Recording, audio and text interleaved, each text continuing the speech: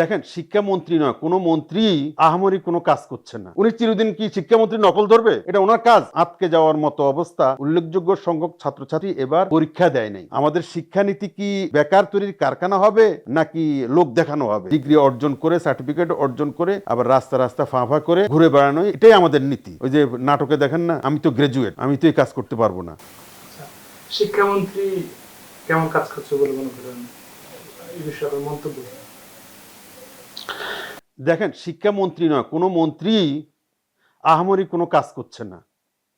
কোনো মন্ত্রী, এই কোনো মন্ত্রণালয় থেকে শুরু করে কোনো মন্ত্রী জনগণের আশা আকাঙ্ক্ষা প্রতিফলন ঘটাতে পারছেন না।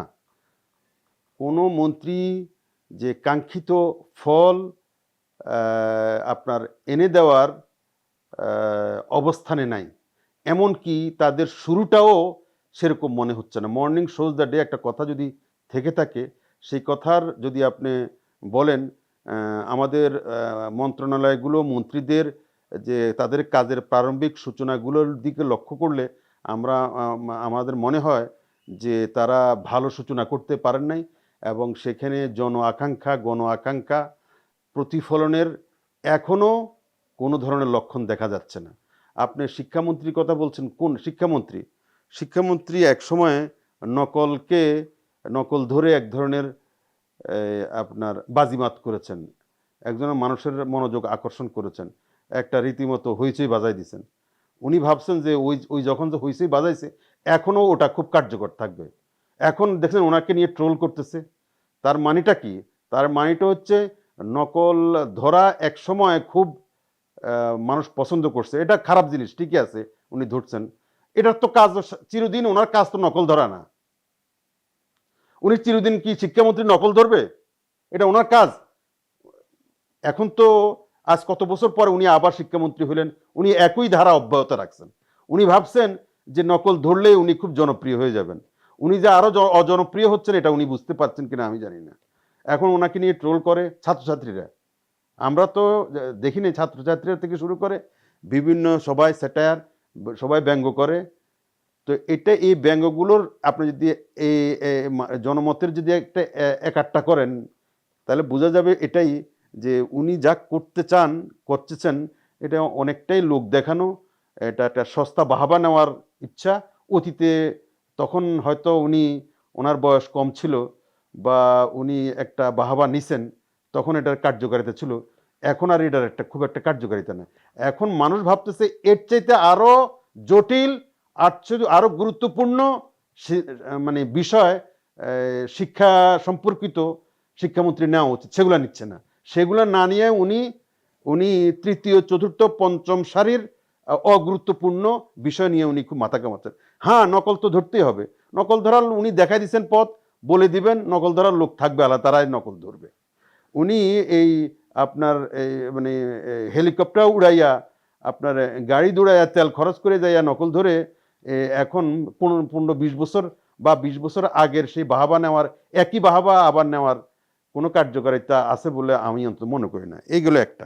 দ্বিতীয় জিনিস হচ্ছে, শিক্ষাক্ষেত্রে যে নৈরাজ্য চলছে, শিক্ষার মান যে দিন দিন আপনার তলানিতে গিয়ে ঠেকছে।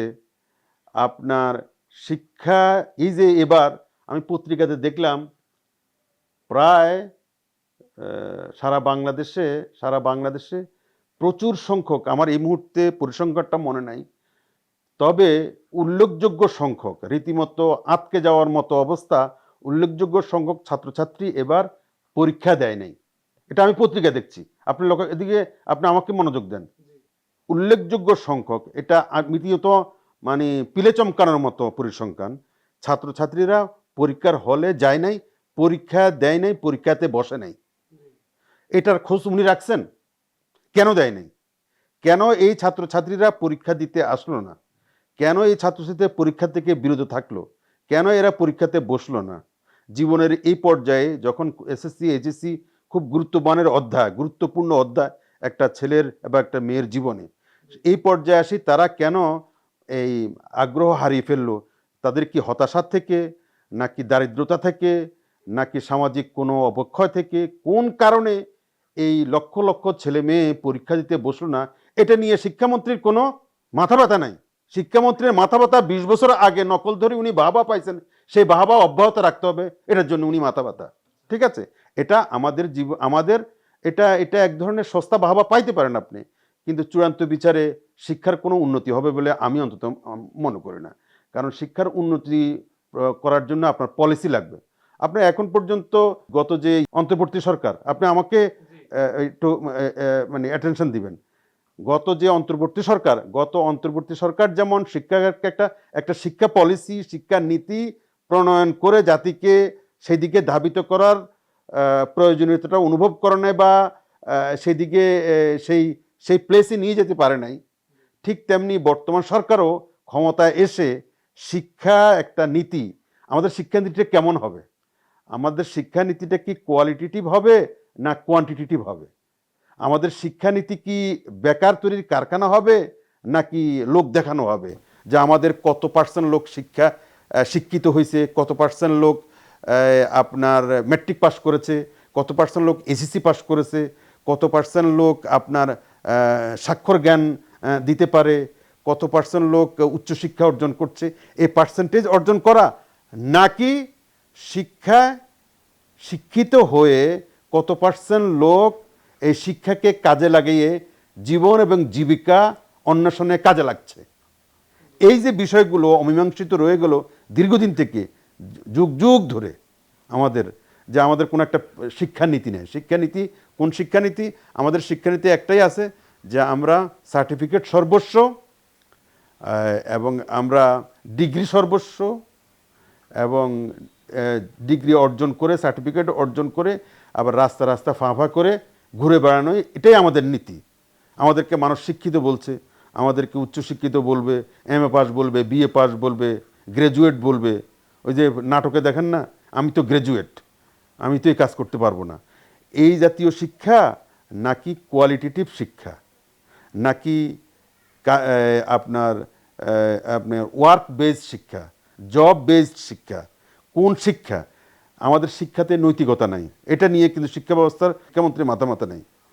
আমাদের শিক্ষাটা শুধু সার্টিফিকেট সর্বস্ব রয়ে গেল এখন পর্যন্ত, এটা নিয়ে মাথা ব্যথা নাই।